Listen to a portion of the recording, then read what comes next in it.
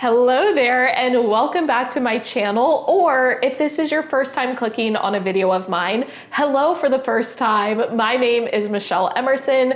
I taught second grade and fourth grade for 7 years, and now I support teachers full-time with professional development and resources. I also am the author of First Class Teaching, 10 Lessons You Don't Learn in College, which is basically the book I wish I had as a first-year teacher. I share stories from my experience and strategies that you can use to overcome some of those challenges you will face as a new teacher.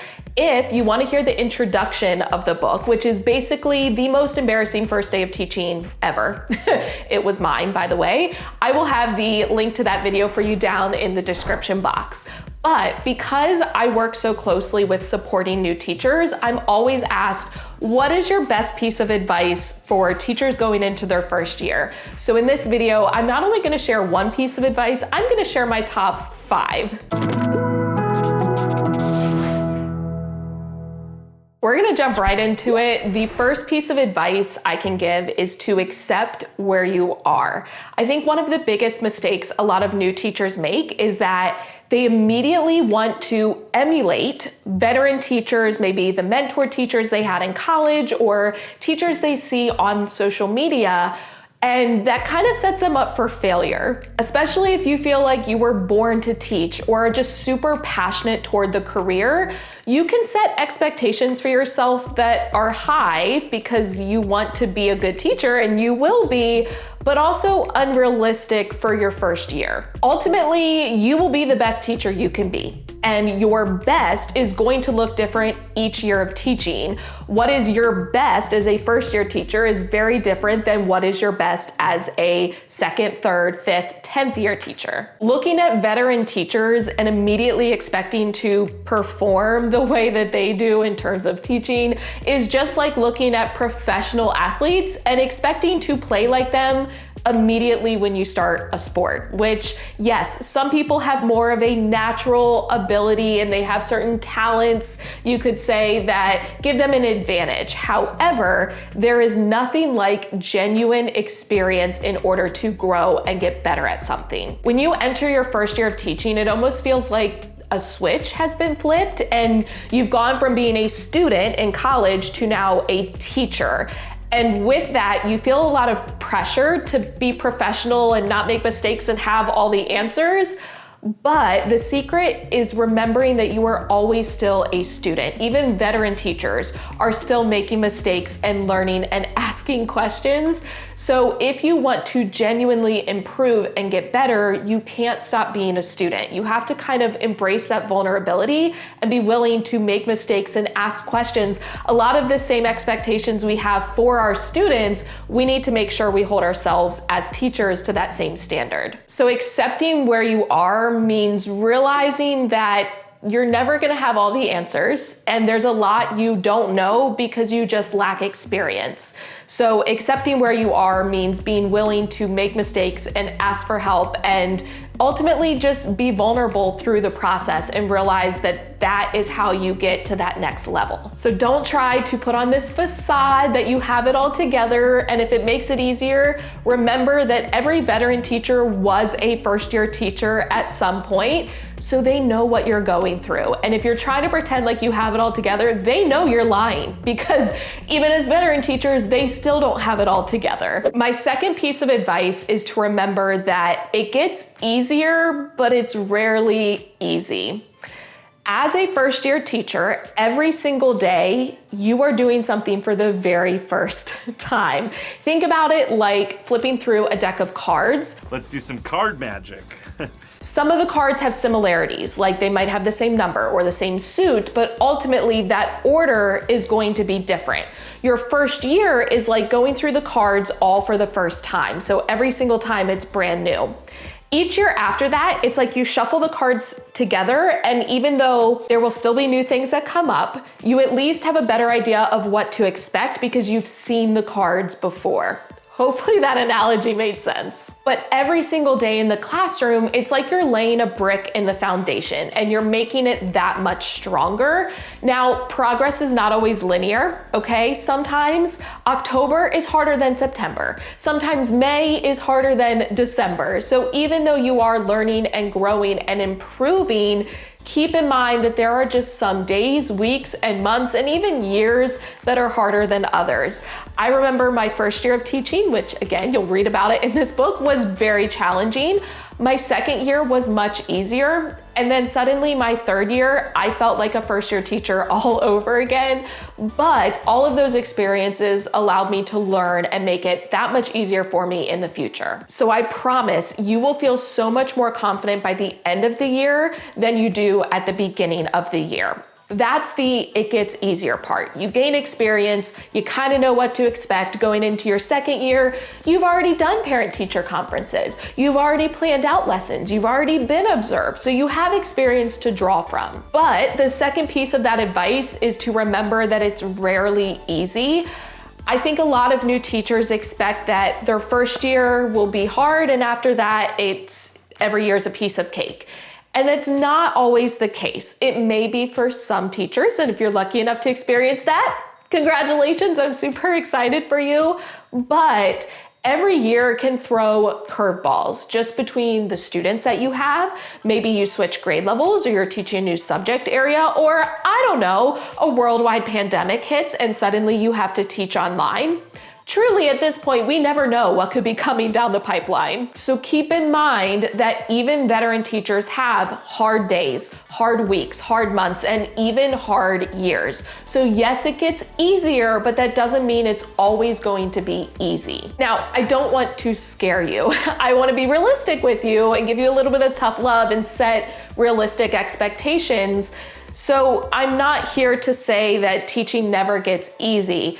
What differentiates veteran teachers from new teachers is that veteran teachers have figured out how to get the answers to their questions, if that makes sense. It's not that they don't have questions or don't ever need help, but they've developed the strategies and they have the resources to get help and get the answers to their questions when they need it. And because of that, like I said, it makes it easier. So when you're having that hard day, week, month, year, just remember it does get easier. It's always temporary.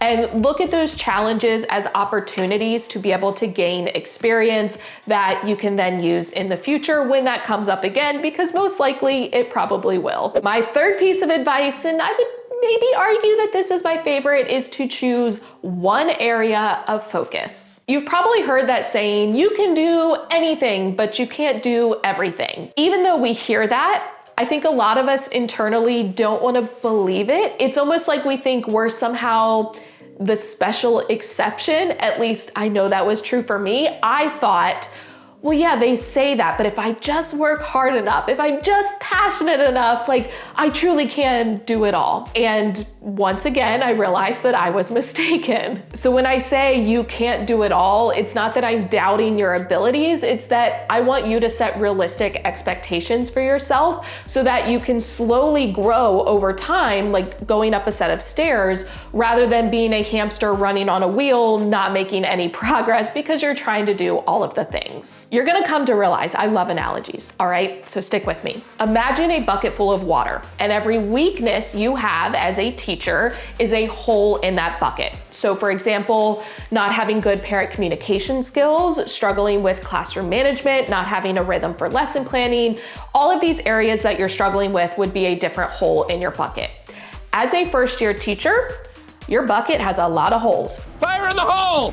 Okay, it's looking like a piece of Swiss cheese. Now, I love Swiss cheese, so don't be embarrassed by it, but as a new teacher, you have a lot of weaknesses that need strengthening. What a lot of teachers try to do is constantly just refill their bucket with water, and this is exhausting. They feel like they're constantly playing catch up, trying to get tomorrow's lesson plans done and to catch up on grading.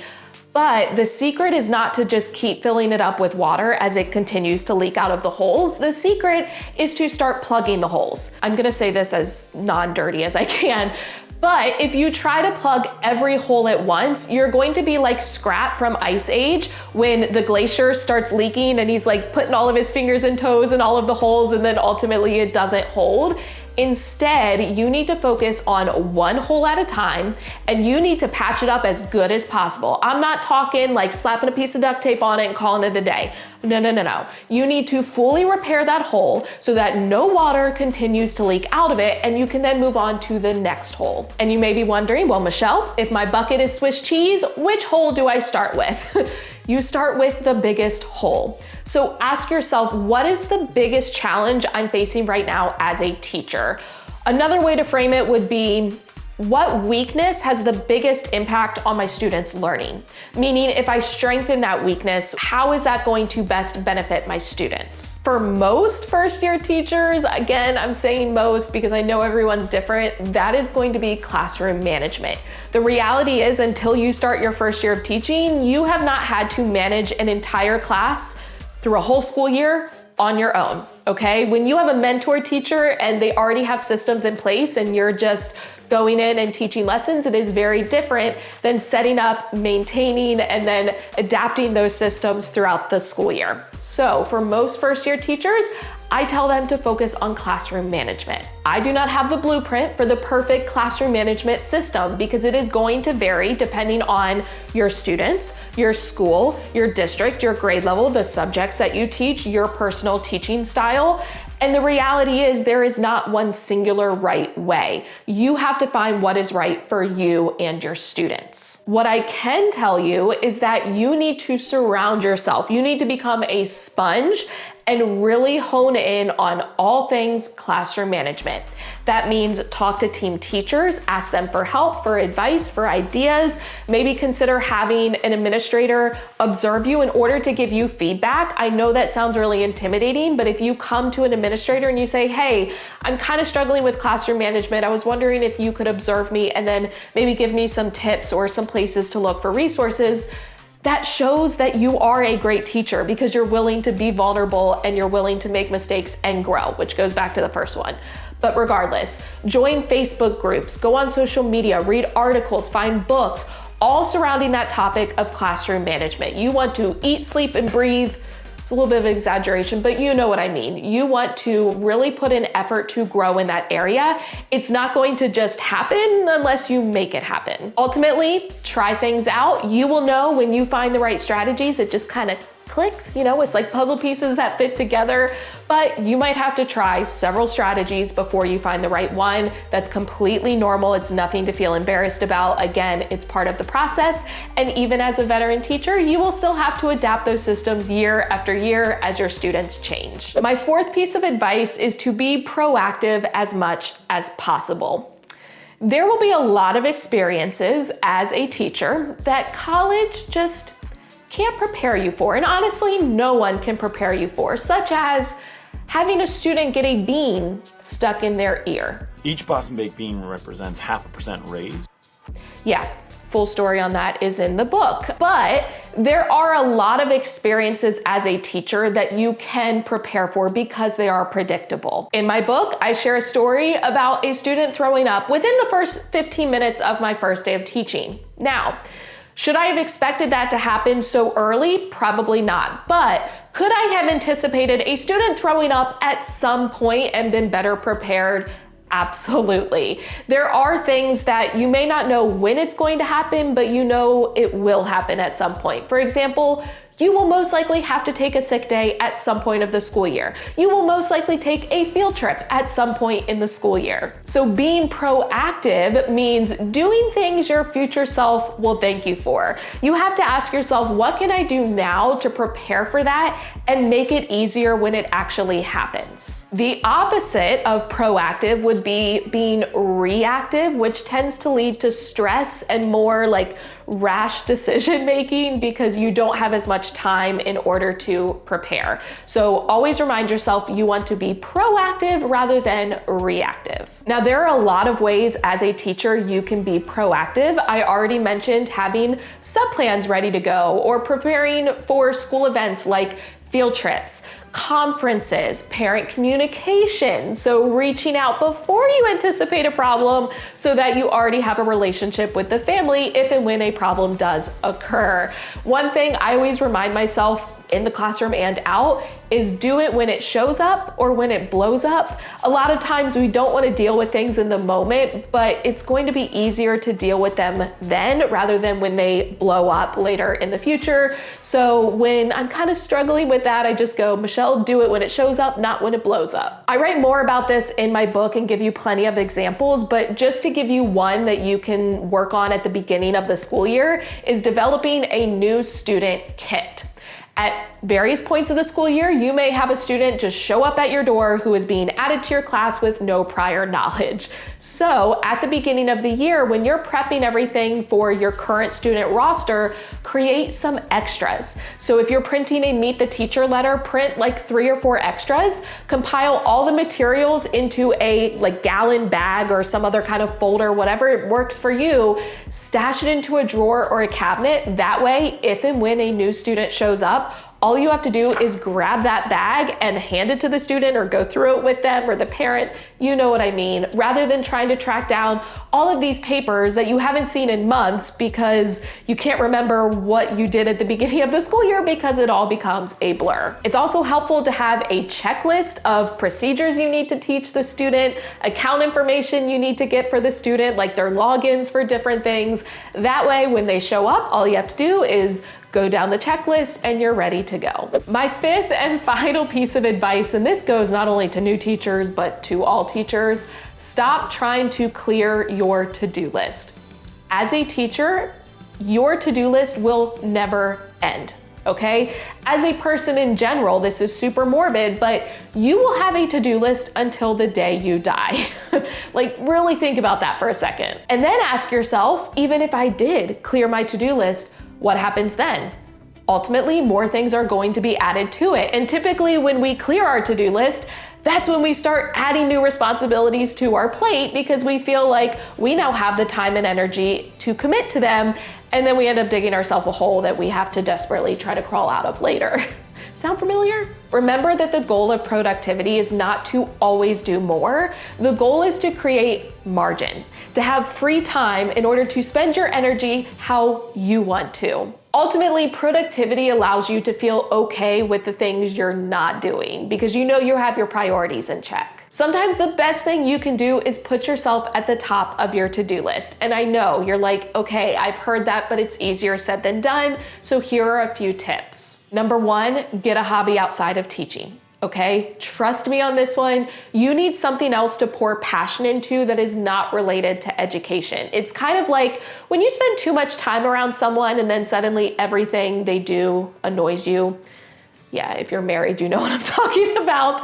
But sometimes you need distance from the things you care most about in order to rejuvenate your passion for them. Number 2 is to create a non-negotiable. This is a boundary that you put in place that you refuse to budge on because you need that boundary to protect something important to you.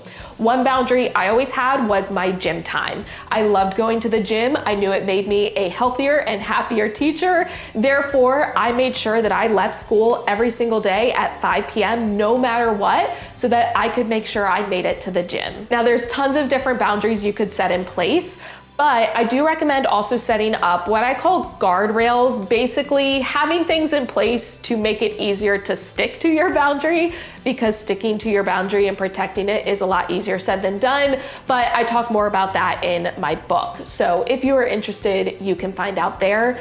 Keep in mind, too much of a good thing is still a bad thing. Like too much sun creates a desert, too much ice cream creates a stomach ache. Do I know this from experience? Yes. It's never too early for ice cream, Jim. So don't feel like you constantly have to just be pouring more time and energy into teaching, because ultimately that's going to lead to burnout. And I know you're thinking, that won't happen to me.